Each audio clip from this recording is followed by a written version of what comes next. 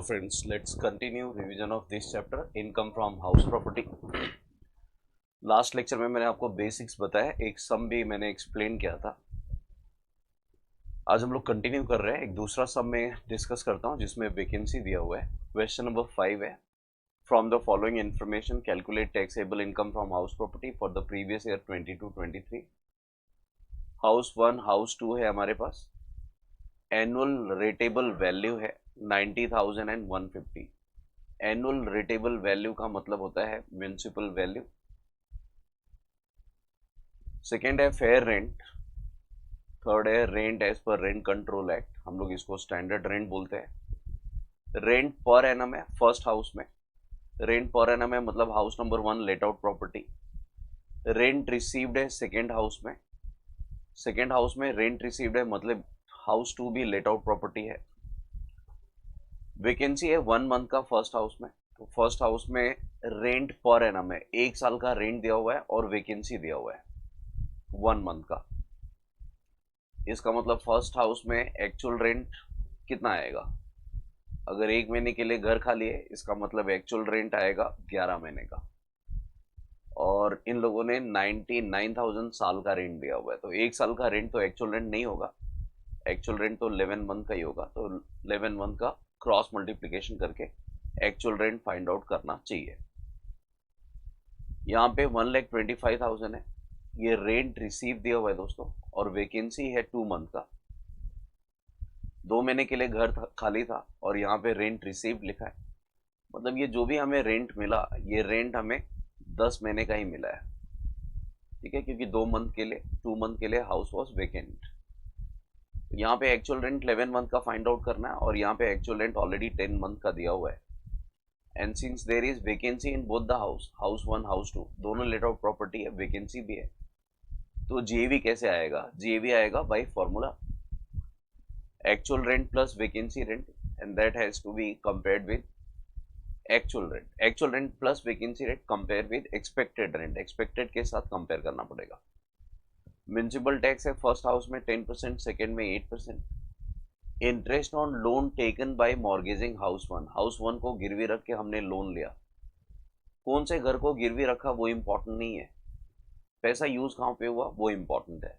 Loan was use for purchase of house 2, तो ये interest हमें हाउस 2 में से माइनस करना चाहिए.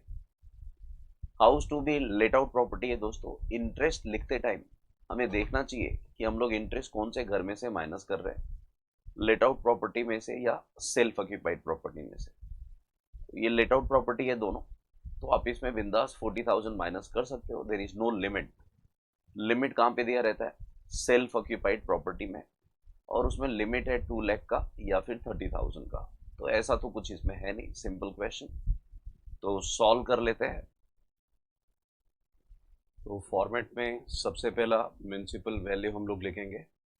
There are 2 house, house 1 and house 2.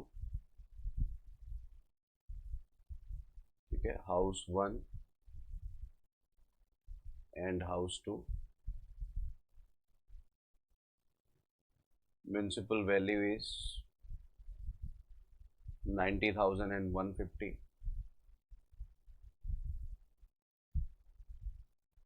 Fair rent 84,160. Whichever is higher लिखना है हमें, तो यहाँ पे आएगा 90,000 और यहाँ पे आएगा 160. ठीक है,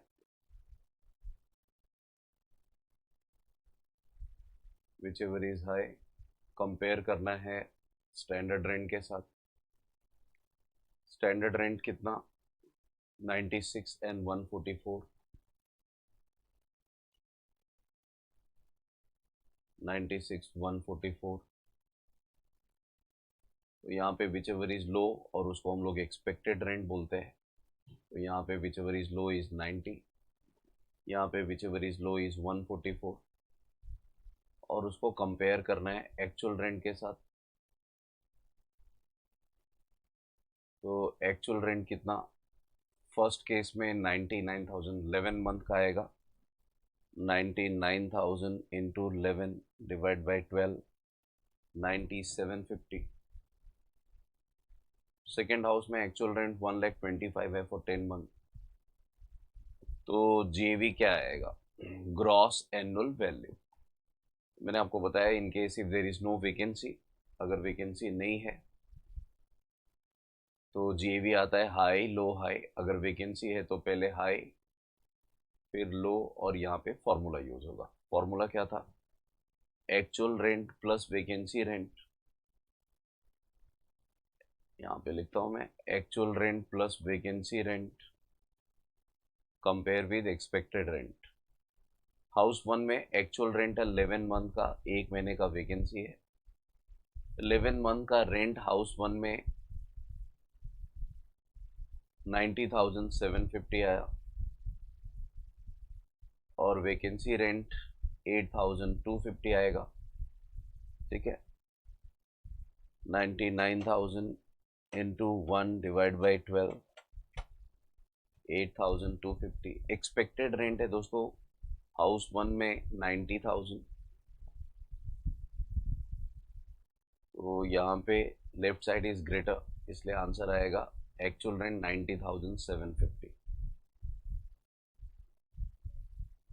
यहाँ पे भी हाउस 2 में देख लेते हैं। एक्चुअल रेंट है 125 फॉर 10 मंथ। 10 मंथ का रेंट 125, तो 2 मंथ का 25,000। और एक्सपेक्टेड रेंट कितना है? एक्सपेक्टेड रेंट है 144। यहाँ पे भी left side is greater than right side. ये 150 144 से ज़्यादा है, therefore GAV equal to actual rent equal to 125। ठीक है, तो यहाँ पे आ गया 125। अभी हमें इसको कम माइनस करना है municipal tax paid. First case में म्यूनसिपल टैक्स 10% है, सेकेंड में 8% है। 10% of municipal value 9,000, 8% of municipal value 12,000, 1,50,000 का 8% 12,000। तो ये आ गया 81,750, और ये 113। ठीक है,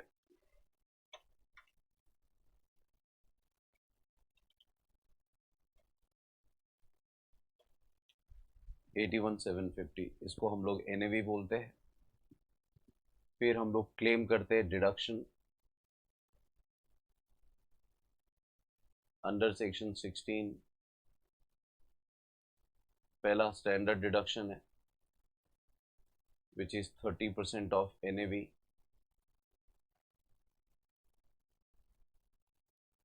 तो 81,750 का 30% 24,525, एंड 113 33,900, 1,13,000 का 30%। फिर इंटरेस्ट ऑन लोन माइनस करते हैं, और अनलिमिटेड डिडक्शन है। हाउस 1 में यूज नहीं हुआ, हाउस 2 में यूज हुआ, तो इंटरेस्ट हाउस 2 में से माइनस होगा विच इज 40,000, और फाइनली आंसर आ जाएगा, है ना, 113 माइनस 33,900 माइनस 40,000।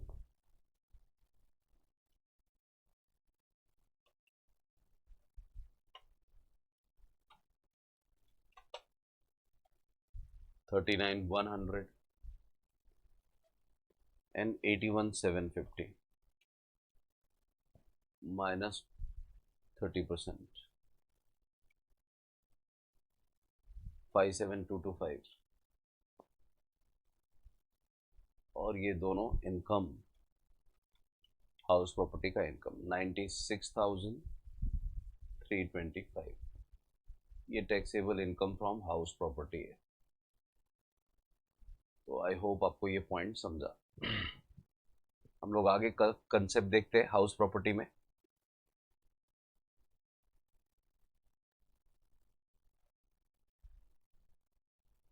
ये एसओपीआर से रिलेटेड पॉइंट्स है दोस्तों।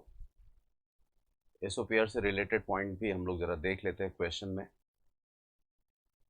हाउस प्रॉपर्टी में अगर लेट आउट प्रॉपर्टी है तो इंटरेस्ट हम लोग अनलिमिटेड क्लेम करते हैं, लेकिन अगर सेल्फ ऑक्यूपाइड प्रॉपर्टी है तो इंटरेस्ट का लिमिटेड डिडक्शन है। We can not claim deduction in respect of interest to any limit. There is limit given, there is limit prescribed.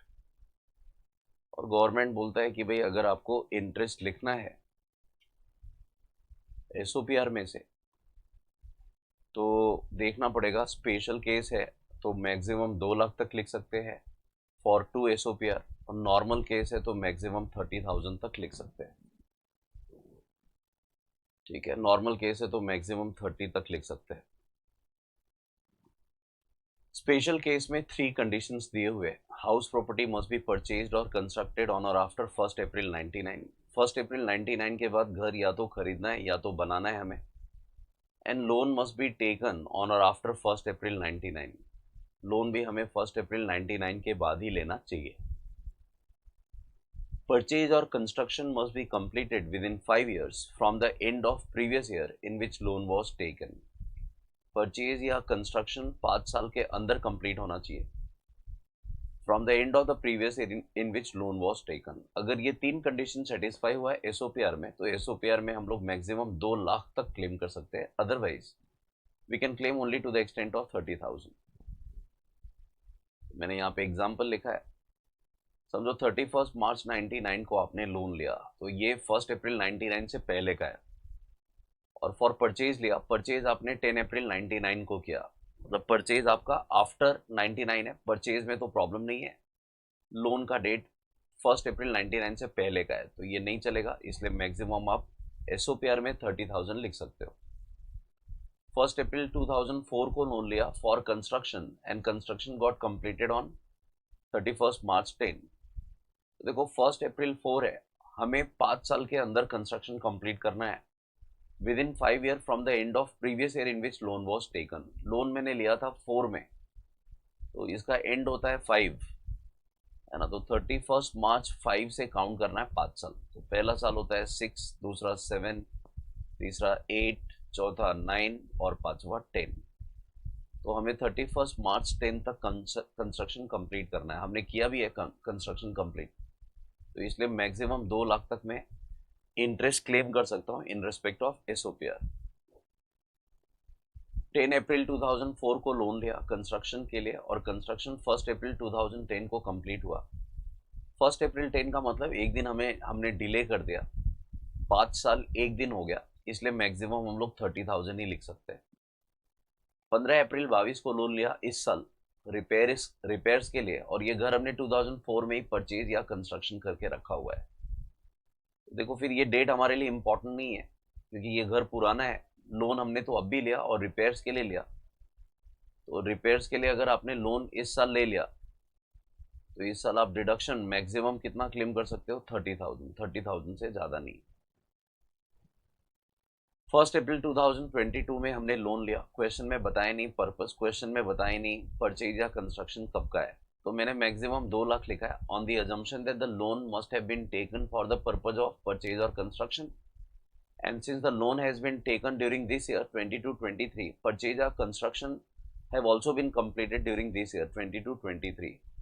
So on the assumption that the loan is taken and it was used for purchase or construction and the purchase and construction is also taking place in the current year, same year, the deduction amount of deduction is rupees 2 lakh. Special case.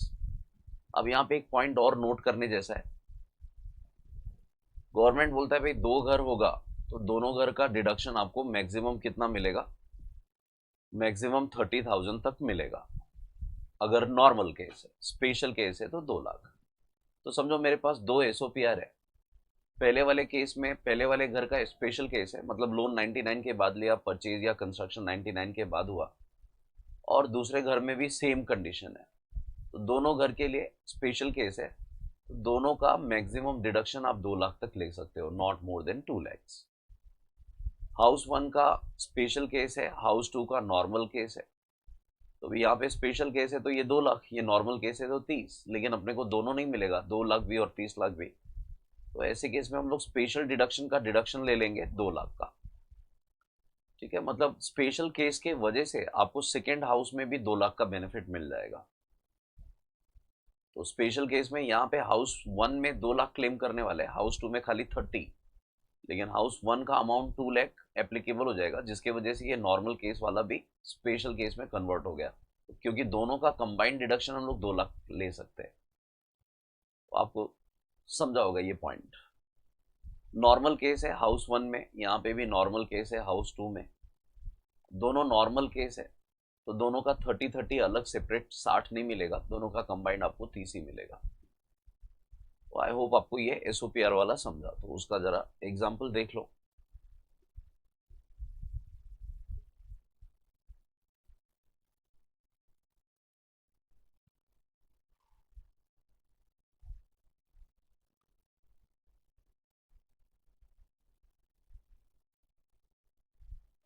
Question number 13,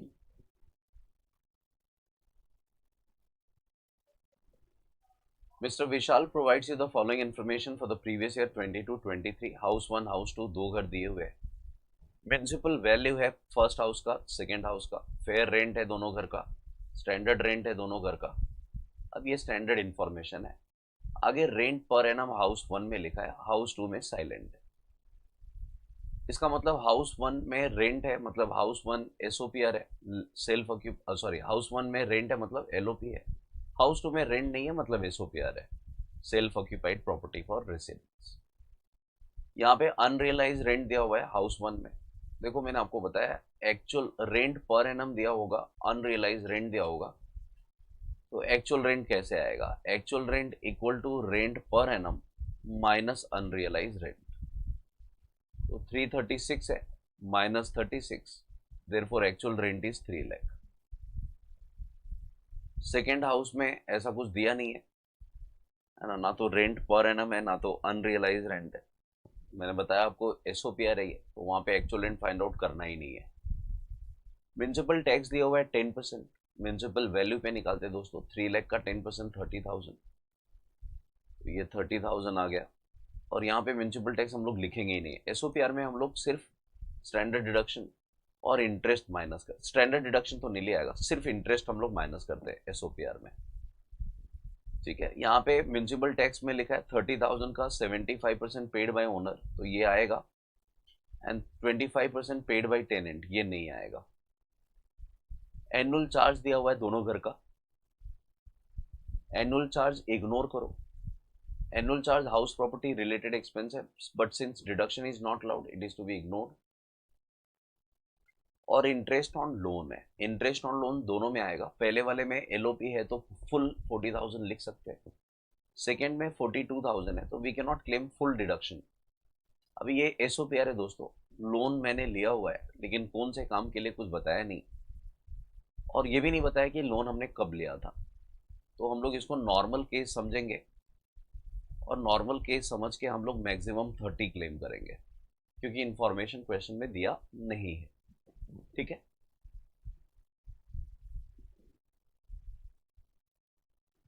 तो इसका answer देख लेते हैं। Municipal value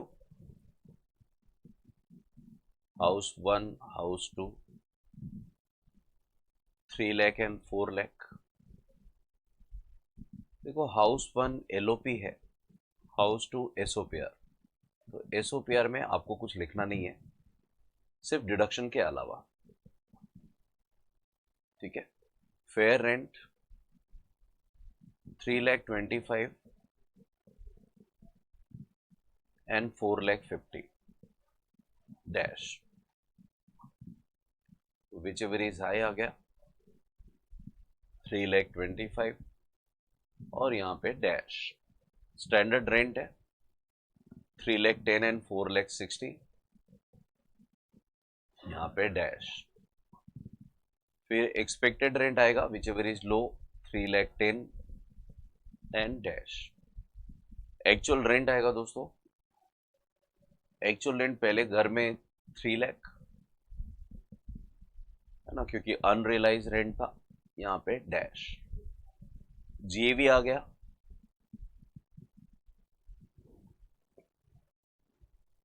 house 1 में vacancy नहीं है, इसलिए GAV आएगा, विच एवर इज हाई, पहले हाई फिर लो फिर हाई, 3,10,000 डैश।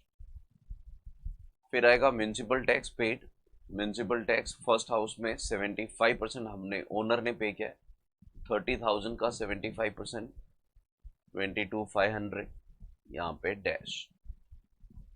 फिर एनएवी आ गया, NAV 3,10,000,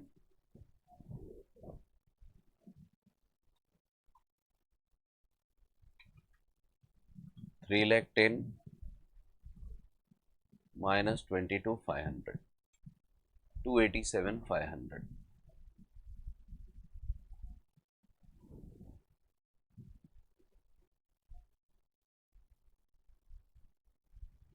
less deduction under section 24। पहला स्टैंडर्ड डिडक्शन 30% है, 287,500 का, 86,250, यहाँ पे डैश। फिर इंटरेस्ट ऑन लोन आएगा। इंटरेस्ट ऑन लोन हाउस 1 में दोस्तों 40 है, बिंदास 40 लेस करो। सेकेंड हाउस में 42 है, हमने नॉर्मल केस समझा तो हम लोग सिर्फ 30,000 ही लेस करेंगे। ठीक है, तो ये लॉस आया 30,000 इन केस ऑफ एसओपीआर, और यहाँ पे 287,500 माइनस 86,250 और माइनस 40,000, 161,250।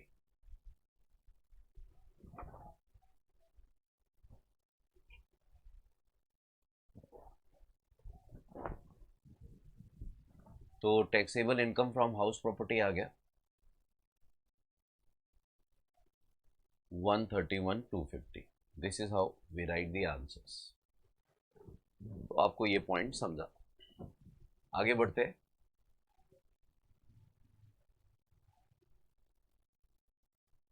देखो, अगर दो एसओपीआर है तो क्या करना चाहिए। इफ देयर इज टू एसओपीआर, तो दो एसओपीआर तो एग्जेम्प्ट ही होगा, गवर्नमेंट दो एसओपीआर पे टैक्स नहीं लगता है, लेता है। लेकिन अगर तीन एसओपीआर है तो आपको क्या करना चाहिए।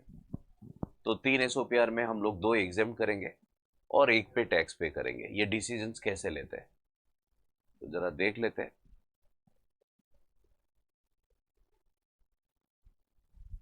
Question number 17, Jayesh occupied 3 flats for his residential purpose, particulars of which are as below. House 1, house 2, house 3 है दोस्तों। म्यूनसिपल वैल्यू तीनों का है, फेयर रेंट है तीनों का, corporation tax paid means municipal tax paid है, स्टार्टिंग में 2 का है। फायर इंश्योरेंस है, हम लोग लिखते ही नहीं है। Any expense belonging to house property except interest and municipal tax is to be ignored, क्योंकि उसके जगह पे स्टैंडर्ड डिडक्शन मिलता है। Interest on loan for repairs है, फर्स्ट हाउस में रिपेयर्स, सेकेंड हाउस में कंस्ट्रक्शन एंड थर्ड हाउस में भी फॉर कंस्ट्रक्शन, है ना। तो कंस्ट्रक्शन है तो मैक्सिमम डिडक्शन हम लोग कितना क्लेम कर सकते हैं, मैक्सिमम 2 लाख अगर एसओपीआर है तो। कंस्ट्रक्शन में मैक्सिमम 2 लाख, रिपेयर है तो maximum 30,000। Calculate income from house property. देखो, ये तीनों घर में वो खुद रहता है रेसिडेंशियल पर्पस के लिए, जयेश ओनर है, तो हम लोग तीनों घर को एसओपीआर बोलेंगे।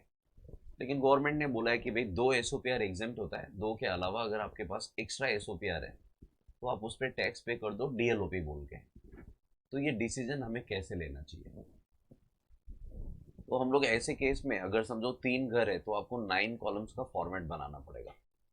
तो कॉम्बिनेशन, पहले कॉम्बिनेशन में आपको क्या करना है, हाउस 1 को समझो एसओपीआर ले लिया तो हाउस 2, हाउस 1 हाउस 2 को समझो एसओपीआर ले लिया तो हाउस 3 को डीएलओपी लेके फाइंड आउट कर लो इनकम क्या आ रहा है। सेकेंड कॉम्बिनेशन में आप क्या करो, हाउस 2 हाउस 3 को एसओपीआर समझ लो और हाउस 1 को DLOP, deem to be let out property, और देखो इनकम क्या आ रहा है। और थर्ड कॉम्बिनेशन, हाउस 1 को हाउस 3 को एसओपीआर समझ लो, हाउस 2 को डीएलओपी, और देखो इनकम क्या आ रहा है। मतलब 3 अलग अलग केसेस आपको देखने पड़ेंगे, और जिस कॉम्बिनेशन में इनकम कम आ रहा है उसके हिसाब से टैक्स पे कर देना। ठीक है, तो ये डिसीजन कैसे लेते हैं जरा देख लो। हमें कॉलम्स बनाने पड़ेंगे, 9 कॉलम्स बनाने पड़ेंगे टोटल। ठीक है, तो पहले कॉम्बिनेशन 1,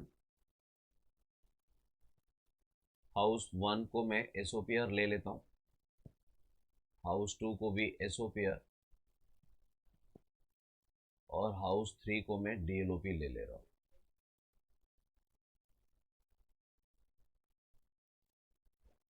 ठीक है, तो देख लेते हैं इसमें।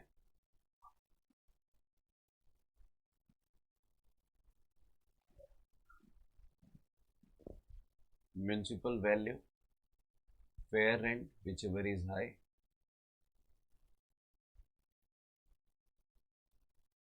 Standard rent which ever is low, expected आएगा, फिर एक्चुअल रेंट, फिर आएगा जीएवी।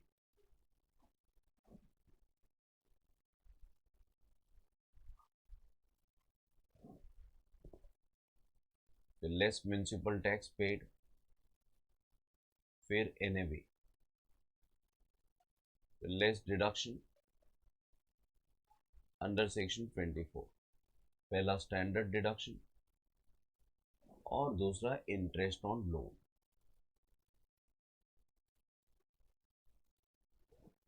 तो देख लो यहाँ पे मैंने क्या किया, हाउस 1 हाउस 2 को एसओपीआर समझा है, तो जहाँ पे भी आप एसओपीआर समझ रहे हो वहाँ पे डायरेक्ट आप एनएवी को नील लिख दो, स्टैंडर्ड डिडक्शन को नील लिख दो, टैक्स तो देना ही नहीं है। इंटरेस्ट जहाँ पे लिखने की बात आएगी तो हाउस 1 हाउस 2 का देख लो कॉम्बिनेशन क्या। हाउस 1 में हमने इंटरेस्ट लिया, लोन लिया था रिपेयरिंग के लिए, हाउस 2 में कंस्ट्रक्शन के लिए। तो यहाँ पे नॉर्मल केस है 30,000, यहाँ पे स्पेशल केस है सेकेंड में 1,20,000। तो मुझे दोनों का बेनिफिट, सॉरी 2 लाख है ये, तो यहाँ पे 2 लाख तक लिख सकते हैं, यहाँ पे 30, लेकिन मेरे को दोनों का कंबाइंड डिडक्शन मिलेगा 2 लाख।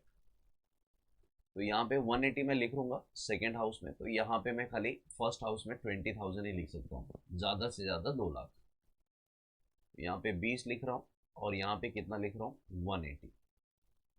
आप ऑल्टरनेटिवली भी क्या कर सकते हो, हाउस 1 में 40 लिख दो और हाउस 2 में 160 लिख दो, मतलब दोनों का कंबाइंड डिडक्शन 2 लाख से ज़्यादा नहीं जाना चाहिए, है ना। और हाउस 3 में तो कंस्ट्रक्शन के लिए 120, हाउस 3 हम लोग डीएलओपी समझ रहे हैं तो 120 बिंदास हम लोग लिख सकते हैं पूरा। और अदरवाइज क्या करना है, डीएलओपी में देखो सारा अमाउंट हम लोग लिखते हैं, सिर्फ एक्चुअल रेंट को छोड़ के, एक्चुअल रेंट नहीं आएगा, अदरवाइज बाकी के सारे अमाउंट आएंगे। तो म्यूनसिपल वैल्यू है दोस्तों 160, फेयर रेंट है 180, ये 160 है, 180 है, विच एवर इज हायर, 180 आएगा, है ना। फिर स्टैंडर्ड रेंट, स्टैंडर्ड रेंट दिया नहीं है, ठीक है।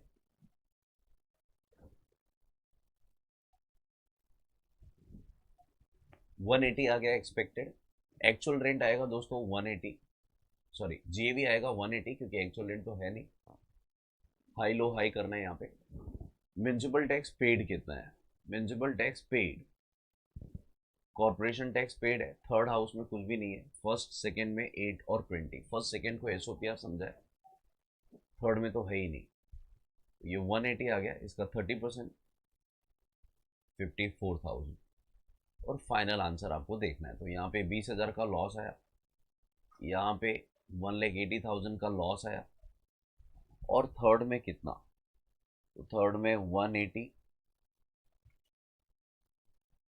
माइनस 54 माइनस 120, तो ये 6,000 आ गया, 6,000 का इनकम आ गया। ठीक है, तो फाइनली तो लॉस ही आ रहा है, 1,80,000 माइनस 20 मतलब 2 लाख का लॉस है, तो फाइनल आंसर आ गया 1,94,000 का लॉस। अब ऐसे ही हमें क्या करना है, कॉम्बिनेशन 2 में करना है, और ऐसे ही कॉम्बिनेशन 3 में करना है, 3 कॉम्बिनेशन। तो कॉम्बिनेशन 1 में आंसर क्या आ रहा है, अगर हाउस 1 को मैंने एसओपीआर समझा, हाउस 2 को एसओपीआर समझा, और हाउस 3 को डीएलओपी, तो मेरा इनकम आ रहा है 194 का लॉस। अब ऐसे ही हम लोग चेंज कर करके करेंगे कॉम्बिनेशन 2। अब हम लोग हाउस 1 को एसओपीआर समझो, हाउस 1 एसओपीआर है और हाउस 3 एसओपीआर है। इसको एसओपीआर, इसको एसओपीआर और इसको डीएलओपी ले रहे हैं। तो ये भी एसओपीआर लास्ट में लिखता हूँ और इसको डीएलओपी लिखता हूँ हाउस 2 को। तो क्या फर्क पड़ेंगे, चेंजेस क्या होगा?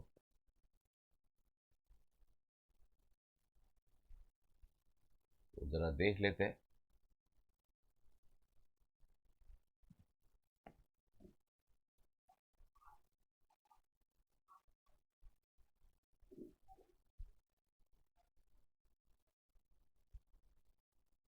House 2 DLOP, house 3 एसओपीआर।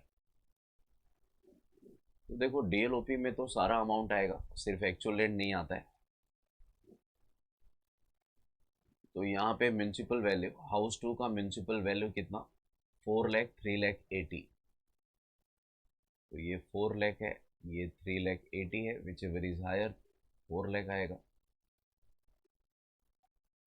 और फिर आपको क्या करना है, स्टैंडर्ड रेंट लिखना है। तो हाउस 2 में स्टैंडर्ड रेंट वैसे भी तो है नहीं, तो ये 4 लाख आ गया। एक्चुअल रेंट लिखना है, एक्चुअल रेंट तो आएगा नहीं, डीएलओपी है, deem to be let out property. तो जीएवी 4 लाख आ गया। म्यूनसिपल टैक्स पेड हाउस 2 में 20,000 है दोस्तों। तो ये आ गया 3 लाख 80, 30% निकालना है 3 लाख 80 का, 1,14,000 आ गया। इंटरेस्ट ऑन लोन कंस्ट्रक्शन के लिए 180। अभी हम लोगों ने इसको डीएलओपी समझा है, तो डीएलओपी में बिंदास लिख सकते हैं। हाउस 1 में 40,000 है, तो हाउस 1 नॉर्मल केस है, हाउस 3 में 120 है। तो 40 और 120 कितना होता है, 160। तो हम लोग मैक्सिमम कितना लिख सकते हैं, 2 लाख। यहाँ पे 40 पूरा लिख दिया और यहाँ पे 160 पूरा लिख दिया हाउस 3 में। ठीक है, तो हाउस 3 में एसओपीआर है, सारा अमाउंट नील आएगा, स्टैंडर्ड डिडक्शन तक नील आएगा। तो ये लॉस आ गया 160 का थर्ड हाउस में। यहाँ पे लॉस आ गया 40 का। और सेकेंड हाउस में 380,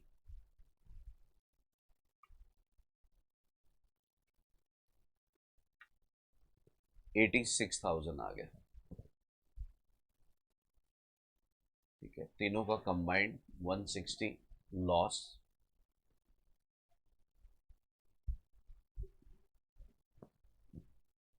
माइनस 160 लॉस, माइनस 40 लॉस, तो 1,14,000 का लॉस आ गया सेकेंड कॉम्बिनेशन में, 1,14,000। और ऐसे ही आपको करना है कॉम्बिनेशन 3 में। वहाँ पे हाउस 1 को डीएलओपी समझ लो, इन दोनों को एसओपीआर समझ लो और फाइंड आउट कर लो क्या इनकम आ रहा है। जिस कॉम्बिनेशन में इनकम कम आएगा उस कॉम्बिनेशन के हिसाब से आपको टैक्स भरना है। ठीक है, तीनों में से एक फाइनल करना है। तो आई होप आपको ये पॉइंट समझा। ठीक है, ये पॉइंट हमें, ये कंसेप्ट हमें कभी अप्लाई करना है when there is more than 2 SOPR, दो से ज़्यादा एसओपीआर होगा तो। नेक्स्ट कंसेप्ट देखते हैं दोस्तों, प्री कंस्ट्रक्शन इंटरेस्ट की बात करते हैं। It is one of the important point. What is pre construction interest? समझो आपने लोन लिया इस साल और कंस्ट्रक्शन कंप्लीट होने में वक्त लग गया। कंस्ट्रक्शन अगले साल कंप्लीट हुआ या फिर 2 साल के बाद, 3 साल के बाद कंस्ट्रक्शन कंप्लीट हुआ, तो there will be time gap, gap years में आएगा। और अगर ईयर्स में गैप आ रहा है तो हम लोग उसको प्री कंस्ट्रक्शन इंटरेस्ट बोलते हैं। आपने अगर लोन इसी साल लिया और कंस्ट्रक्शन के लिए लोन लिया, कंस्ट्रक्शन भी आपका इसी साल कंप्लीट हो गया, तो फिर प्री कंस्ट्रक्शन इंटरेस्ट का पॉइंट ही नहीं आता है।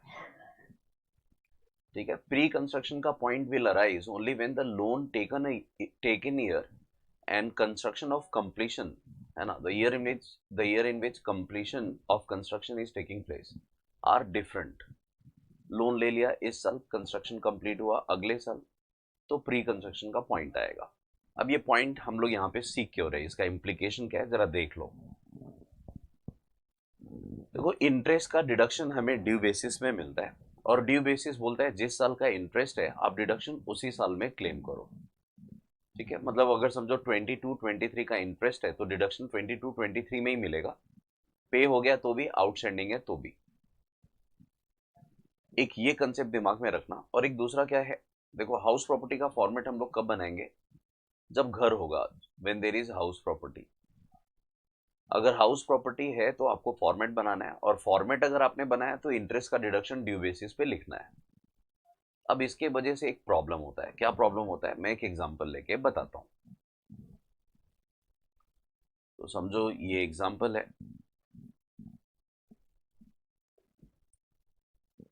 Loan taken for construction. Construction के लिए हमने लोन लिया 10 lakhs on 1st of June 16 at 12% per annum. तो आपने लोन लिया 1st June 16 को, loan taken 1st June 16, 10 lakh का लोन लिया 12% के हिसाब से एट 12% पर एनम। तो ये कौन सा ईयर है दोस्तों, दिस ईयर इज 16-17।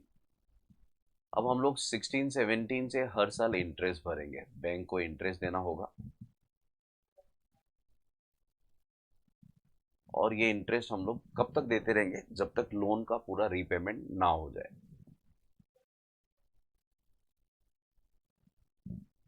ठीक है, तो हमने लोन लिया 10 लाख का, और उसके ऊपर रेट ऑफ इंटरेस्ट 12% है। Loan repaid on 1 April 2017। हम लोगों ने 1 अप्रैल 2017 को 4 लाख का लोन रीपे किया। 1 अप्रैल 2017, मतलब नेक्स्ट ईयर में हमने रीपेमेंट किया, repaid ₹4 lakh on 1 April 2017। Construction completed on 1 March 2020। Construction complete हुआ 1920 में, 1 मार्च।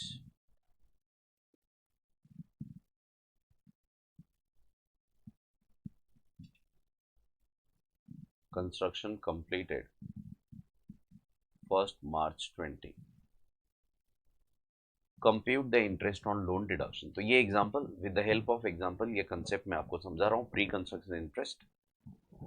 देखो आपने लोन लिया 16-17 में, और 1 जून को लिया, मतलब अप्रैल में लोन नहीं था, मई में नहीं था, जून से लोन स्टार्ट हो गया, मतलब हमें इंटरेस्ट 10 मंथ का देना है फर्स्ट ईयर में। तो 10 लाख का 12% 1,20,000 होता है ना, तो अपने को 10 महीने का 1 लाख इंटरेस्ट लग जाएगा। यहाँ पे 4 लाख हमने 1 अप्रैल 2017 को ही रिटर्न कर दिया, तो 17-18 में हमें 6 लाख पे 12% इंटरेस्ट देना है। ठीक है, क्योंकि 10 लैक्स में से 4 लाख रिटर्न किया मैंने 1 अप्रैल को ही, in the beginning of my previous year 17-18। तो I will pay interest only on the balance amount which is 6 lakh. तो 6 लाख का 12% 72,000 होता है दोस्तों। 6 लाख का 12%, अब मेरे को 72,000 यहाँ से हर साल देना है, कब तक, जब तक मैं पूरा लोन रीपे ना कर दूं। तो रीपेमेंट का तो आगे कुछ दिया नहीं है, मतलब we are paying 72,000 each year. ठीक है, कंस्ट्रक्शन कंप्लीट कब हुआ, 1 March 20 को। कभी भी कंस्ट्रक्शन कंप्लीट होता है तो हम लोग डेट नहीं देखते, हम लोग ईयर को इंपॉर्टेंस देते हैं। तो what is year, 1920 is the year. तो देखो जिस साल कंस्ट्रक्शन कंप्लीट हो गया उस साल आप फॉर्मेट बना सकते हो हाउस प्रॉपर्टी का, क्योंकि घर भी है, आप ओनर भी हो। लेकिन 16-17 से 18-19 तक हम लोग फॉर्मेट नहीं बना सकते। क्यों नहीं बना सकते, क्योंकि घर ही नहीं था। लेकिन हम लोग इंटरेस्ट तो पे कर रहे हैं स्टार्टिंग से, तो फिर ऐसे केस में डिडक्शन कैसे मिलेगा, डिडक्शन क्लेम करने के लिए फॉर्मेट तो बनाना पड़ेगा। तो गवर्नमेंट बोलता है देखो अगर इन केस आपने इंटरेस्ट पहले से ही पे किया बिफोर कंप्लीशन ऑफ कंस्ट्रक्शन, तो ऐसे इंटरेस्ट का डिडक्शन भी आप क्लेम कर सकते हो। लेकिन वो क्लेम करना चालू करो from the year in which construction is completed. तो मेरे एग्जांपल में 1920 में कंस्ट्रक्शन कंप्लीट हुआ है, मैं 1920 से डिडक्शन क्लेम करूंगा। लेकिन कैसे क्लेम करूं? तो गवर्नमेंट बोलता है बेटा जो भी तुमने प्री कंस्ट्रक्शन के टाइम पे इंटरेस्ट दिया था वो टोटल कर लो।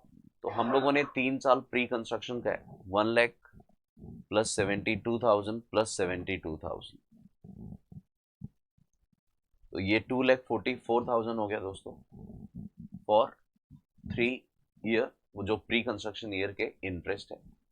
गवर्नमेंट बोलता है इसको हम लोग 5 ईयर्स तक डिडक्शन देंगे आपको, तो इसको डिवाइड बाई 5 कर दो, ये स्टैंडर्ड है, 5 आपको याद रखना पड़ेगा, है ना। Since the deduction is allowed over 5 years, है ना, from the year in which construction is completed we divide the total amount of pre construction interest by 5।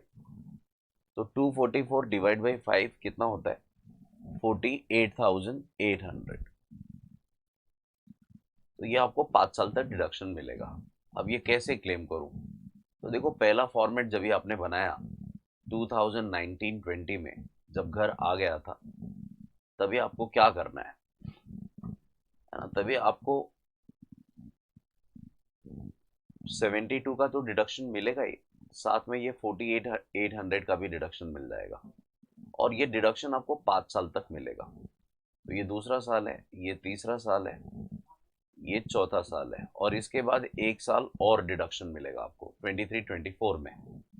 लेकिन हमें हमें फॉर्मेट तो बनाना है 22-23 का, तो 22-23 में हमें डिडक्शन कितना मिलेगा?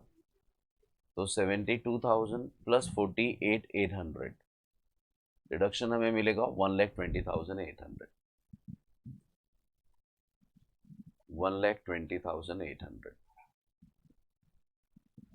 ठीक है, तो इस तरह से हम लोग डिडक्शन क्लेम करते हैं। What is pre construction interest? अगर किसी ने पूछा तो बोलने का any interest which is belonging to pre construction period, that is interest before the year of completion of construction is called as pre-construction interest. Total of such pre-construction interest is allowed as deduction in 5 year, है ना, in equal installment over 5 year from the year in which construction is completed.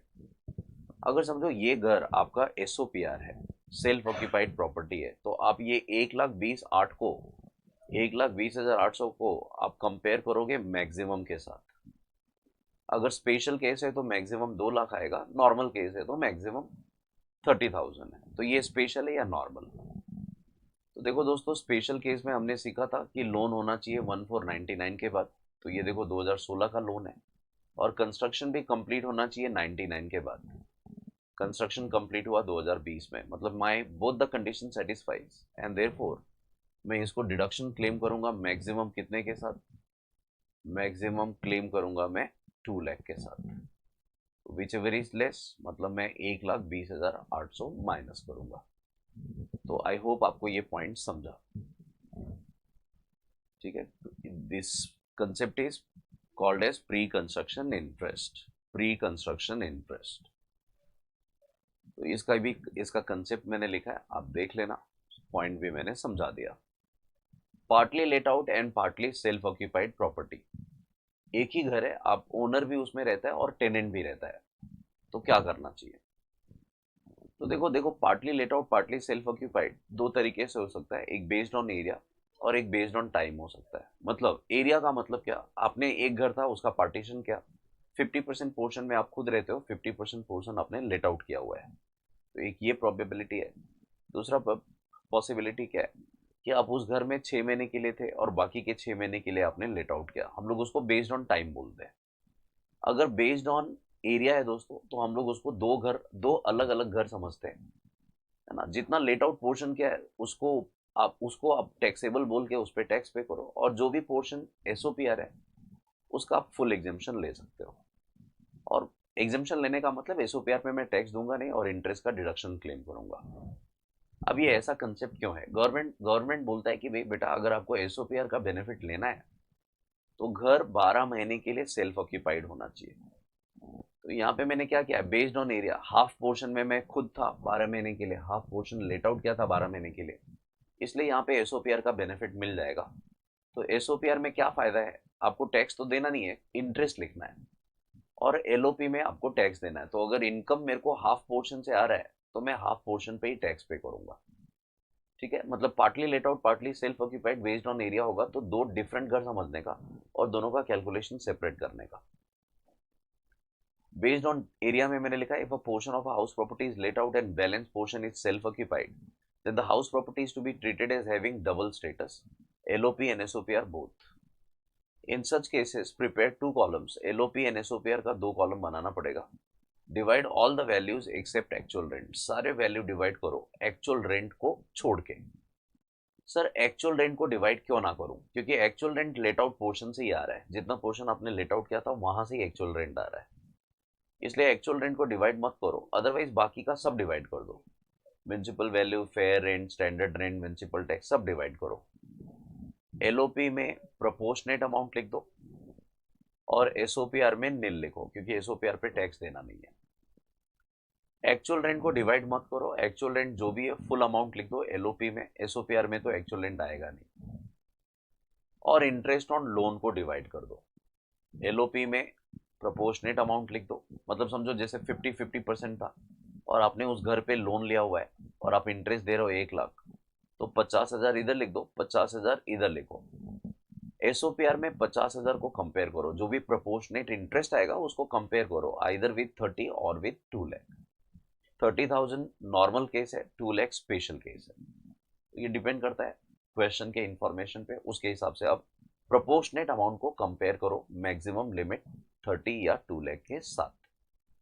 तो I hope आपको ये point समझा interest on loan वाला, है ना। तो इसमें टोटल 3 पॉइंट अपने को याद रखना है। अगर बेस्ड ऑन एरिया है तो पहला सारे वैल्यूज को डिवाइड करो, हम लोग दो कॉलम बना रहे हैं, municipal value, fair rent, standard rent, municipal tax, सबको डिवाइड कर दो। एलओपी में प्रोपोर्शनेट अमाउंट लिखो, एसओपीआर में मत लिखो, एक्चुअल रेंट को डिवाइड मत करो, फुल अमाउंट लिख दो एलओपी में, और इंटरेस्ट को डिवाइड कर दो।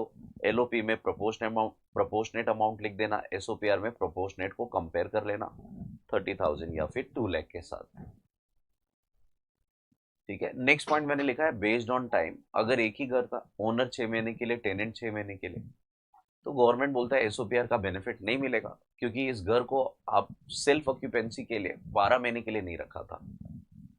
Since the owner is not living in the house for entire year, है ना, through out the year owner ने यूज नहीं किया, इसलिए उस घर को एसओपीआर का बेनिफिट नहीं मिलेगा। गवर्नमेंट बोलता है फिर हम लोग एलओपी बोल के टैक्स लगाएंगे। अब इसमें प्रॉब्लम क्या होगा दोस्तों, इसमें प्रॉब्लम होगा म्युनिसिपल वैल्यू पूरा साल का 12 महीने का आएगा, फेयर रेंट पूरा 12 महीने का आएगा, तो विच एवर इज हाई भी 12 महीने के हिसाब से आ गया, और स्टैंडर्ड रेंट आएगा 12 महीने का, फिर एक्सपेक्टेड आएगा, फिर एक्चुअल रेंट, ये सब 12 महीने के हिसाब से। अब समझो आपने 2 महीने के लिए लेट आउट किया था, तो एक्चुअल रेंट 2 महीने का ही आएगा, फिर इसको कंपेयर करके जीवी आएगा। अब जीवी कैसे आएगा, तो अगर वैकेंसी नहीं है ना, हम लोग ओनर है और हम लोग 10 मंथ के लिए उसमें थे और 2 मंथ के लिए वो सेल्फ ऑक्यूपाइड था, है ना, सॉरी 2 मंथ के लिए लेट आउट था, 10 मंथ के लिए सेल्फ ऑक्यूपाइड था। तो गवर्नमेंट बोलता है सेल्फ ऑक्यूपेंसी का कुछ बेनिफिट नहीं, तो इसमें प्रॉब्लम क्या है, ये सारे वैल्यूज 12 मंथ के हिसाब से आएंगे, एक्सपेक्टेड रेंट भी 12 मंथ का आएगा और एक्चुअल रेंट 2 मंथ से कंपेयर होगा, तो which ever is high, which ever is आएगा तो 12 महीने के हिसाब से जीवी आ जाएगा, मतलब आपको टैक्स ज़्यादा देना पड़ेगा। तो ये प्रॉब्लम है, ये आपको ध्यान में रखना है। ठीक है, आगे बढ़ते हैं।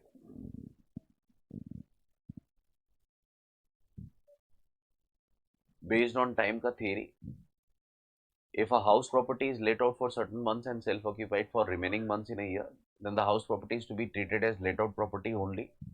This is because benefit of SOPR can only be claimed if house property is self occupied by the owner throughout the year. In such case, prepare one column only for LOP and consider all the values, municipal value, fair rent, standard rent, municipal tax and interest for entire year except actual rent. Actual rent will be only for the period during which property was let out.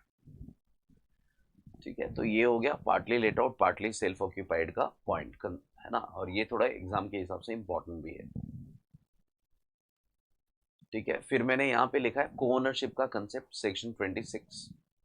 को ownership क्या होता है दोस्तों, एक ही घर के दो मालिक है ना, हम लोग इसको को ओनरशिप या ज्वाइंट ओनरशिप बोलते हैं।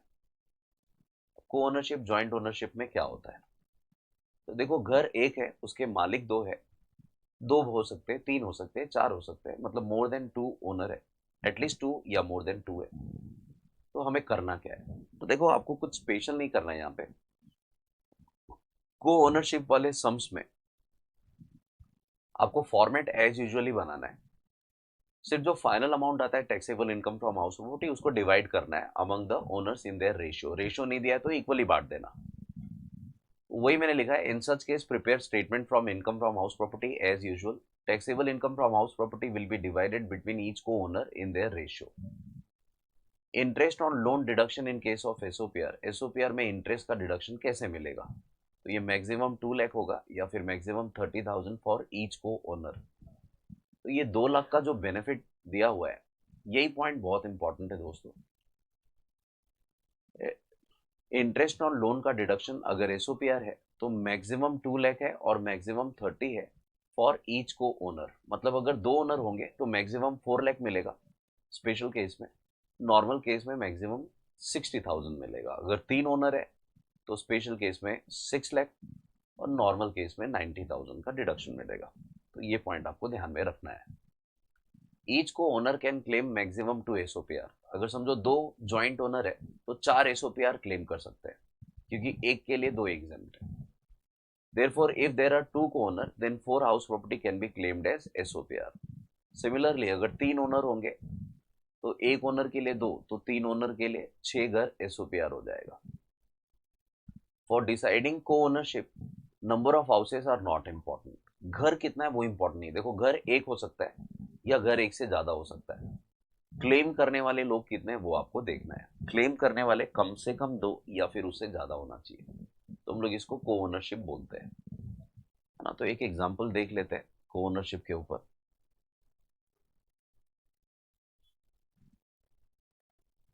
देखो क्या लिखा है, 3 brothers A B and C having equal share. तो यहाँ पे इक्वल शेयर लिखा है। Are co owners of a house consisting of 6 identical units.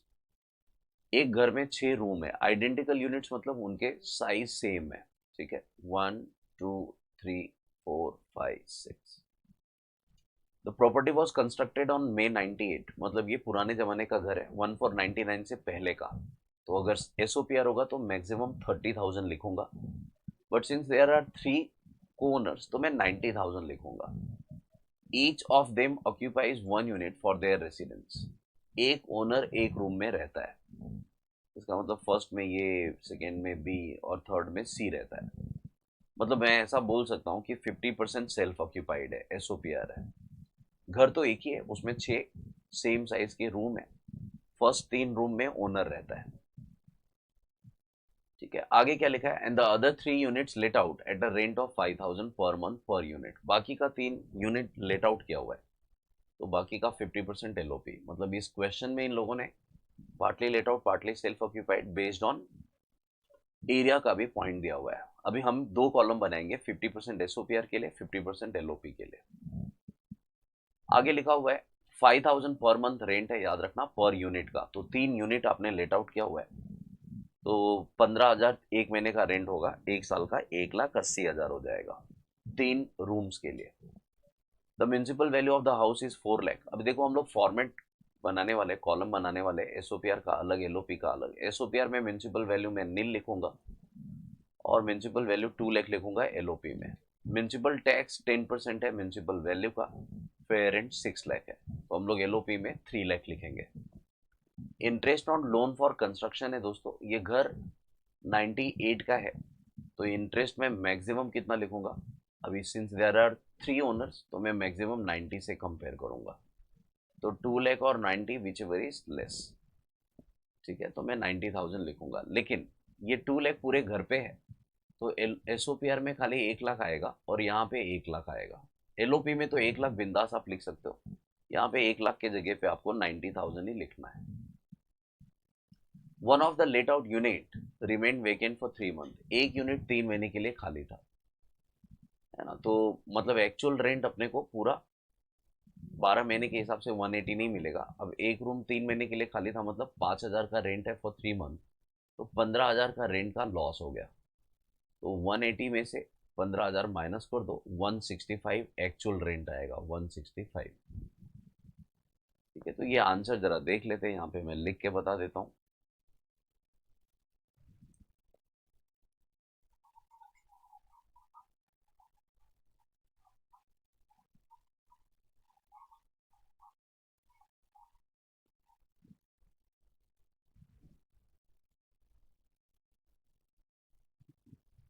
तो हमारे पास एक घर है, उसमें 6 रूम है, मैं 2 कॉलम बनाना चाहिए, है ना, क्योंकि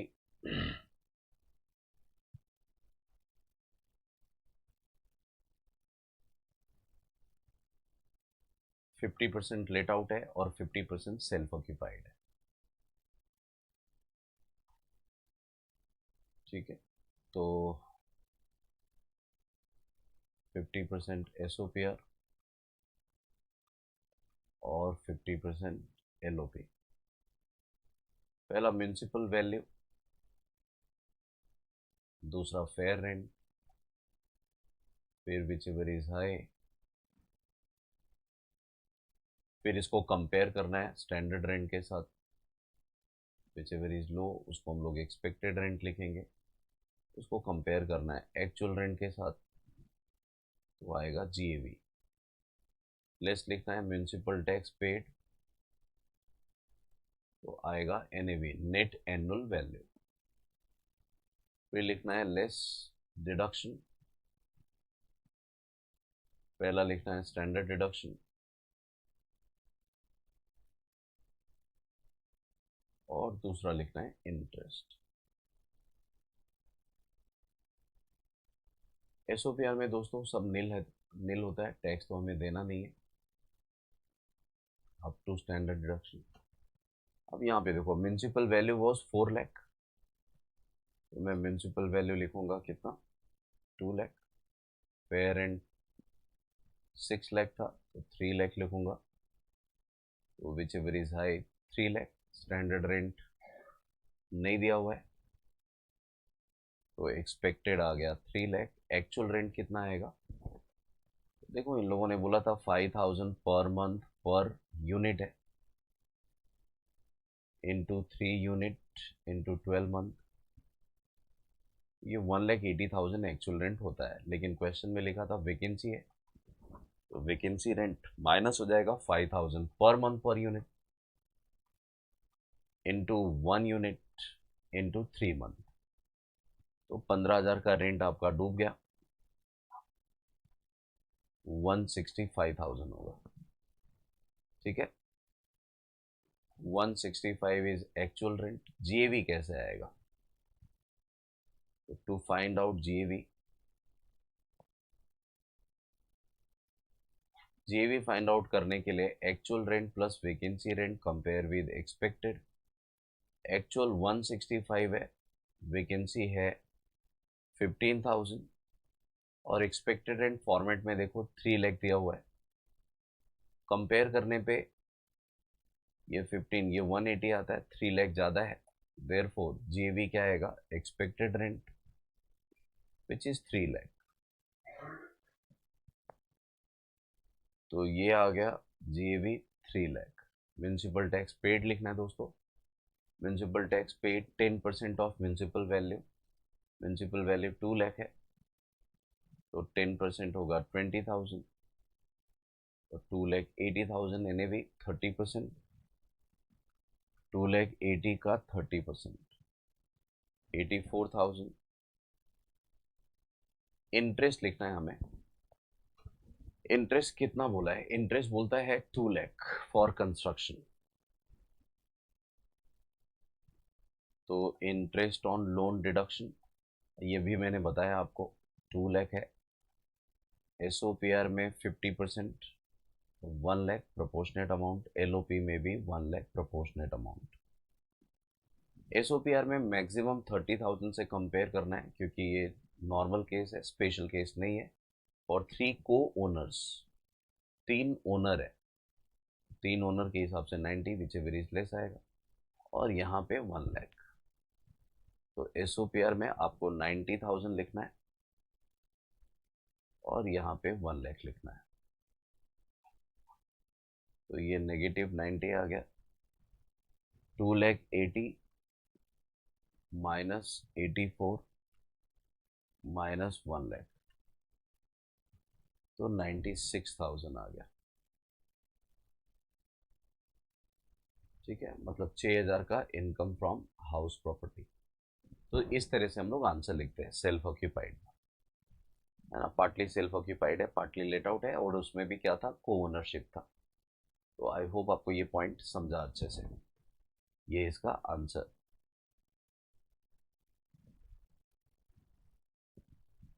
ठीक है, तो आगे हम लोग बढ़ते हैं।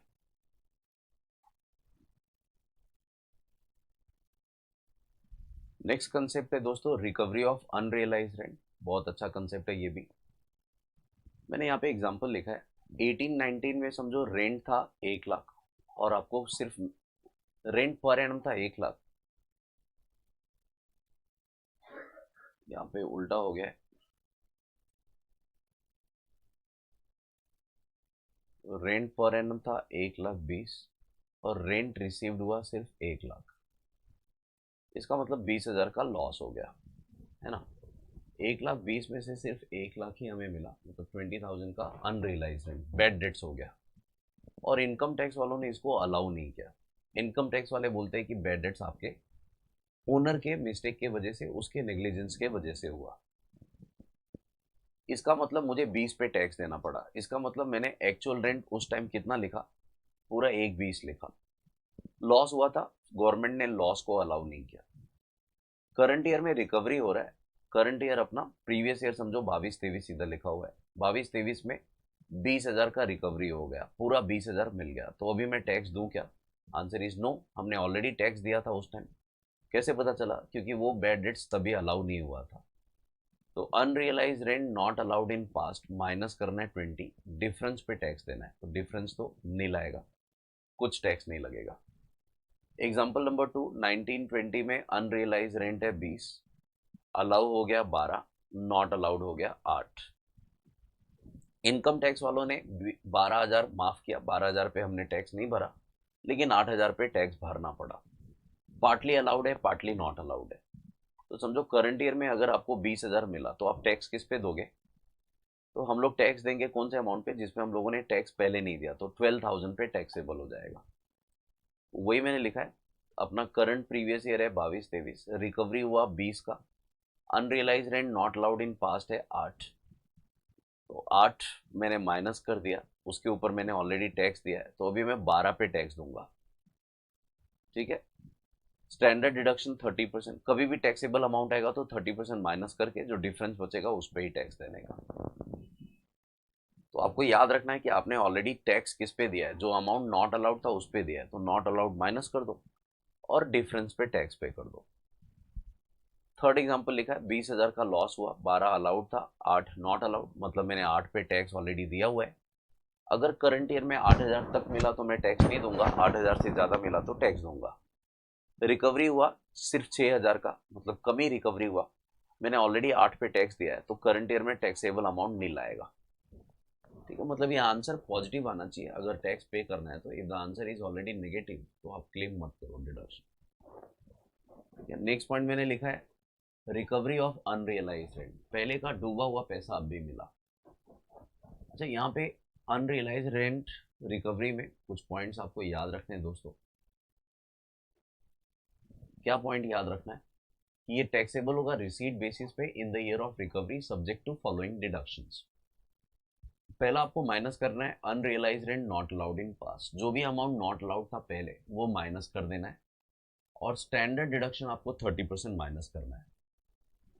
ठीक है। पॉजिटिव आंसर आएगा तो ही टैक्स देने का, नेगेटिव आंसर आएगा तो टैक्स नहीं देने का। It is taxable as house property even if house property to which it belongs is not into existence. समझो अनरियलाइज रेंट को लेके झगड़ा हुआ, कोर्ट में केस गया, और जजमेंट आने से पहले ही मैंने घर को बेच दिया या घर डिमोलिश हो गया और अभी रिकवरी हो रहा है। तो रिकवरी हो रहा है तो भी वो हाउस प्रॉपर्टी में ही जाएगा, है ना, क्योंकि ये रेंटल इनकम ही है दोस्तों। पहले का डूबा हुआ पैसा अभी मिला। It is just like bad debts recovery. तो अगर 2-4 साल के बाद मिला, घर नहीं भी है, तो भी उसे कुछ फर्क नहीं पड़ता है, वो इनकम फ्रॉम हाउस प्रॉपर्टी में ही जाएगा। नेक्स्ट लिखा मैंने, deduction for expenses on recovery of unrealise rent will not be allowed. अगर आपने कुछ एक्सपेंसेस किए, जैसे कोर्ट के लीगल एक्सपेंस वगैरह रिकवरी के लिए आपने खर्चे किए, तो उसका डिडक्शन आपको नहीं मिलेगा, क्योंकि गवर्नमेंट ने ऑलरेडी 30% का स्टैंडर्ड डिडक्शन दे के रखा है।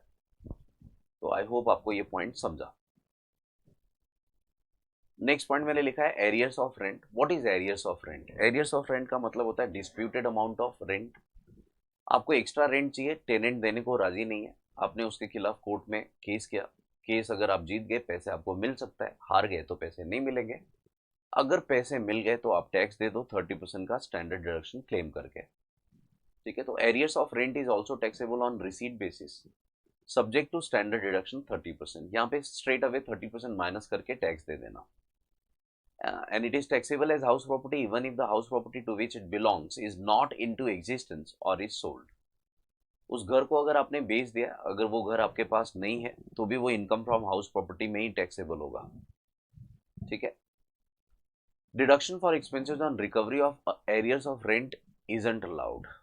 तो deduction for expenses on recovery of arrears of rent आपको मिलने वाला नहीं है। क्यों नहीं मिलने वाला है? क्योंकि 30% का डिडक्शन मिल रहा है। ठीक है, तो एरियर्स ऑफ रेंट भी आपको समझा और अनरियलाइज रेंट भी समझा। नेक्स्ट पॉइंट लिखा है कॉम्पोजिट रेंट। समझो आपका घर है और आपने रेंट पे दिया हुआ है, घर के साथ दूसरे एसेट भी दे दिए, और लेटिंग इज इनसेपरेबल। अगर लेटिंग इनसेपरेबल है, मतलब हम दोनों को सेपरेट नहीं कर सकते, दोनों का रेंट सेपरेटली डिसाइड नहीं हुआ है, रेंट जो भी मिल रहा है कंपोजिट है, कंबाइंड है, तो सारे अमाउंट को अदर सोर्स में लिख दो। लेकिन अगर क्वेश्चन में रेंट ऑफ हाउस प्रॉपर्टी और rent of other asset separately दिया हुआ है, तो हाउस प्रॉपर्टी को एक्चुअल रेंट समझो और ये इनकम फ्रॉम हाउस प्रॉपर्टी में लिखो। ठीक है, rent from house property will be income from house property, और रेंट फ्रॉम अदर एसेट को आप इनकम फ्रॉम अदर सोर्स में टैक्स करो। ठीक है, तो आपको ये कंसेप्ट याद रखना है। तो क्वेश्चन में अगर ब्रेकअप दिया है तो आप दो फॉर्मेट बनाओगे, हाउस प्रॉपर्टी का और अदर सोर्स का। ब्रेकअप नहीं दिया है तो टोटल अमाउंट को अदर सोर्स में टैक्स करोगे।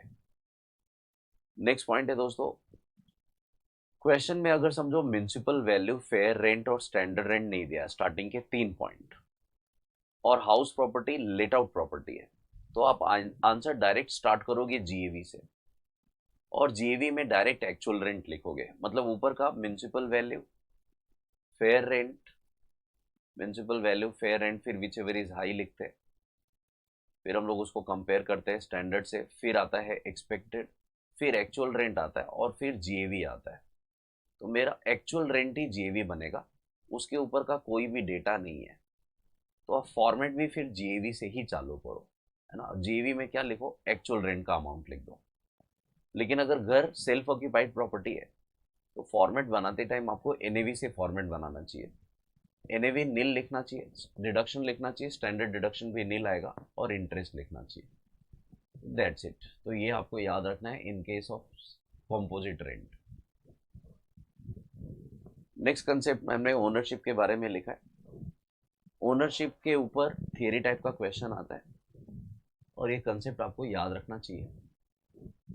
Ownership, an individual shall be considered as owner of the property when the document of title to the property is registered in his name। आपके नाम पे प्रॉपर्टी रजिस्टर्ड है तो आप owner. The requirement of registration of the sale deed is not warranted. अच्छा, sale deed में आपका नाम होना चाहिए, आप मतलब रजिस्टर्ड डॉक्यूमेंट होना चाहिए, वो कोई जरूरी भी नहीं है। अगर आप बेनिफिशियल ओनर हो तो भी चलेगा। तो owner is the person who is entitled to receive the income from house property in his own right. ठीक है, मतलब अगर आपको रेंट भी मिल रहा है तो भी आप ओनर हो और आपको टैक्स देना चाहिए। Ownership includes both freehold property, leasehold property, leasehold rights भी आ सकता है। Owner includes legal owner, beneficial owner as well as deemed owner. Deemed owner कौन? आपके नाम पे प्रॉपर्टी नहीं है फिर भी आपको टैक्स देना पड़ेगा। तो ये डीम्ड ओनर सेक्शन 27 में दिया है दोस्तों, ये मैंने अलग से सेपरेटली कवर किया है, देखते हैं हम लोग बाद में। The person who owns the building need not also be the owner of the land। And अभी देखो, जैसे लैंड आपने लीज पे लिया 50 साल के लिए, लैंड आपके नाम पे नहीं है, लेकिन आपने अपने पैसे से बिल्डिंग बनाया और बिल्डिंग को रेंट पे दे दिया, तो गवर्नमेंट बोलता है लैंड अगर उसके नाम पे नहीं है तो भी चलेगा, हम लोग उसको स्टिल हाउस प्रॉपर्टी का ओनर समझेंगे। The assessee must be the owner of the house property during the year. It is not material weather he is owner in the assessment year. ठीक है, प्रीवियस ईयर में owner होना चाहिए ऐसा बोलता है ना. और ये इंपॉर्टेंट नहीं है कि वो असेसमेंट ईयर में ओनर हो. हालांकि टैक्स हम लोग असेसमेंट ईयर में पे करते हैं, लेकिन ओनरशिप हमें प्रूव करना पड़ेगा प्रीवियस ईयर में. If the title of ownership of the property is under dispute of court of law. समझो अगर कोई प्रॉपर्टी है जिसको टाइटल को लेके सूट पेंडिंग है कोर्ट में, तो जब तक कोर्ट का जजमेंट नहीं आता है तब तक ओनर कौन? जिसको रेंट मिल रहा है, जो बेनिफिशियरी है उसका. ठीक है, या फिर जिसके पास पोजीशन है, गवर्नमेंट उसको ओनर समझ लेता है. ठीक है, कोर्ट का ऑर्डर आने के बाद तो फिर ओनरशिप क्लियर हो जाएगा. कोर्ट का ऑर्डर आने से पहले ये ऐसा स्टैंड लेना चाहिए. मैंने लिखा है partners property use by the firm. अगर पार्टनरशिप फर्म ने पार्टनर्स का प्रॉपर्टी यूज किया तो business carried on by firm should be regarded as carried on by all the partners. Thus, the annual letting value of the property belonging to assessee, which is in occupation of the firm in which assessee is partner, is not includable in the income of the assessee partner under section 22. मतलब house property में फिर वो नहीं जाएगा. ठीक है, तो मेरा प्रॉपर्टी मैंने अगर रेंट पे दिया है ना पार्टनरशिप फर्म को, तो it is not includable in the income of assessee partner. मेरे लिए हाउस प्रॉपर्टी नहीं होगा वो. यहाँ पे डीम्ड ओनर का कंसेप्ट लिखा है सेक्शन 27. डीम्ड ओनर मतलब सच में हम लोग ओनर नहीं है, फिर भी हमें ही टैक्स देना पड़ेगा. तो पहला लिखा है transfer of house property by assessee to his और हर स्पाउस. हम लोग घर के ओनर है, हम लोगों ने अपना प्रॉपर्टी स्पाउस को ट्रांसफर किया. जनरली असेसी को डीम्ड ओनर समझते हैं, लेकिन अगर आपने प्रॉपर्टी ट्रांसफर किया है with an agreement to live apart, मतलब अलग हो गए, डिवोर्स के केसेस है, या property transfer for adequate consideration, property 1 crore का था और स्पाउस को भी 1 करोड़ में वो प्रॉपर्टी बेचा है, तो ऐसे केसेस में गवर्नमेंट बोलता है फिर स्पाउस को टैक्स लगेगा, स्पाउस रियल ओनर है. लेकिन समझो अगर ऐसे ही आपने गिफ्ट दे दिया स्पाउस को, तो स्पाउस के नाम पे प्रॉपर्टी तो आ गया, लेकिन गवर्नमेंट आपसे टैक्स लेगा. तो जनरली असेसी ट्रांसफरर को डीम्ड ओनर बोलते हैं. Transfer of house property to minor children. Minor बच्चों को प्रॉपर्टी ट्रांसफर किया फॉर इनएडिक्वेट कंसिडरेशन, तो ओनर ट्रांसफरर होगा. लेकिन एक्सेप्शन है, अगर बच्चे को एडिक्वेट कंसिडरेशन के लिए प्रॉपर्टी ट्रांसफर किया तो फिर बच्चा ही टैक्स देगा.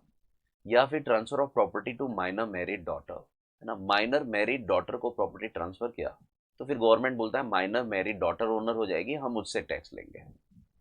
Member of cooperative society. जिस बिल्डिंग में आप रहते हो दोस्तों, उस बिल्डिंग के आप मेंबर हो, आपके नाम पे वो फ्लैट है ना, जिस फ्लैट में आप रहते हो वो अलॉट हुआ है, तो गवर्नमेंट बोलता है एक्चुअल ओनर तो कोऑपरेटिव सोसाइटी है, लेकिन हम लोग जो ऑक्यूपेंट है ना, जो उसमें रहता है, हम लोग उसको डीम्ड ओनर समझेंगे. ठीक है, तो member of cooperative society shell be the deemed owner in respect of a building और अ पार्ट ऑफ बिल्डिंग, है ना, which is allotted under house property house building scheme, है ना. नेक्स्ट पॉइंट लिखा है होल्डर ऑफ इम्पार्टेबल एस्टेट. इम्पार्टेबल का मतलब indivisible estate, indivisible property है, उसके आप होल्डर हो.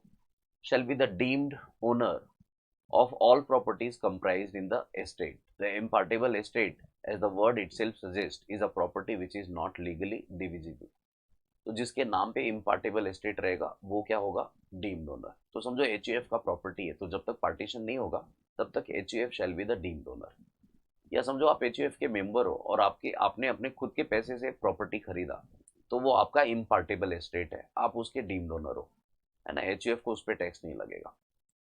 पार्ट परफॉर्मेंस ऑफ कॉन्ट्रैक्ट है as per section 53A of TOPA. ये बोलता है कि अगर अग्रीमेंट बन चुका है, सेल है ना, सेल अग्रीमेंट बन चुका है प्रॉपर्टी बेचने का, और अग्रीमेंट अभी तक रजिस्टर्ड नहीं हुआ, बायर ने भी पार्ट पेमेंट किया है और बायर को सेलर ने रहने के लिए दे दिया घर, तो गवर्नमेंट बोलता है हम लोग बायर को ही डीम्ड ओनर समझ लेंगे. ठीक है, बायर के नाम पे अभी प्रॉपर्टी रजिस्टर नहीं हुआ, but since buyer has started occupying the living in the house, the buyer is said to be the deemed owner. Point number 6, lessee shall be the deemed owner. अगर समझो lease period 12 साल या उससे ज्यादा का है, तो गवर्नमेंट लेसी को डीम्ड ओनर समझता है. ठीक है, और ये पॉइंट दिया हुआ है, इसका रेफरेंस आप कहाँ पे लोगे? Section 269 UAF of income tax act. ठीक है, तो उसमें एग्रीगेट लीज पीरियड 12 साल से ज्यादा होना चाहिए. तो लेसी को डीम्ड ओनर हम लोग समझते हैं। ठीक है, तो उसका एग्जाम्पल वगैरह दिया हुआ है।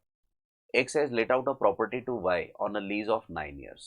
Aggregate lease period देखना है दोस्तों, ये 9 years के लिए दिया। However, Miss Y has right to renew the lease for a further period of 3 years. In such case, Miss Y shall be deemed as owner of the property under 27. However, if such right of renewal of lease for 3 years is subject to condition that at each occasion it will be renewed for a period of 11 months, then X will be the owner of the property and liable to tax. ठीक है, तो 12 साल से ज्यादा होना चाहिए। ठीक है, क्या लिखा था, where a lease period is 12 years और मोर, एग्जैक्ट 12 years या उससे ज्यादा होना चाहिए। तो ऐसे केस में लेसी को हम लोग ओनर समझ लेते हैं। समझो आपका हाउस प्रॉपर्टी फॉरेन में है ना, इसके ऊपर मॉड्यूल में भी सम दिया हुआ है। तो हम लोग रेसिडेंशियल स्टेटस देखते हैं। अगर आप ROR हो और इंडिविजुअल HUF हो तो आपके लिए इंडियन इनकम फॉरेन इनकम दोनों टैक्सेबल है। मतलब आपका घर इंडिया में होगा तो भी, घर फॉरेन में है तो भी, रेंट आ रहा है तो आपको टैक्स इंडिया में देना पड़ेगा इंडियन गवर्नमेंट को। लेकिन अगर आप नॉन रेसिडेंट हो, आपको इंडिया से इनकम हो रहा है तो ही टैक्स दो। फॉरेन में अगर आपका घर है तो आपको टैक्स देने की जरूरत नहीं है। ठीक है, तो ये पॉइंट आपको याद रखना है। इन respect of house property located outside India, compute taxable income from house property. अब देखो, अगर फॉरेन का घर आपके लिए टैक्सेबल हो गया, फॉरेन का रेंटल इनकम, तो उसका भी फॉर्मेट ऐसे ही बनाना है जैसे अभी आपको, है ना, यहाँ पे इंडिया में इंडियन घर के लिए हम लोग फॉर्मेट बनाते हैं। Municipal value, fair rent, standard rent, actual rent, municipal tax, interest वगैरह सब लिखना है। सिर्फ वो वैल्यू आपको रुपीज में कन्वर्ट करना पड़ेगा। डॉलर में दिया रहेगा तो रुपीज में कन्वर्ट करना है ना, फॉरेक्स में दिया रहेगा तो रुपीज में कन्वर्ट करना है। So in respect of house property located outside India, compute taxable income from house property assuming that the property is located within India. That is, prepare format as usual, convert taxable income in equal rupees. ठीक है, तो इसके साथ ही ये chapter अपना खत्म होता है। छोटा सा चैप्टर है और बहुत सिंपल चैप्टर है ना। इसमें कभी कभी ट्रिकी क्वेश्चन पूछते हैं। अगर कंसेप्ट क्लैरिटी है तो आपको ट्रिकी क्वेश्चन भी उतना ज़्यादा ट्रिकी नहीं लगेगा, मतलब मैनेजेबल है ये। तो आप इस चैप्टर को कर लेना अच्छे से। नाउ नेक्स्ट चैप्टर में स्टार्ट करूंगा डिडक्शन चैप्टर, और उसके बाद हम लोग सेट ऑफ कैरी फॉरवर्ड वगैरह देखते हैं। ठीक है, तो मिलते हैं नेक्स्ट सेशन में। Thank you, bye bye, see you.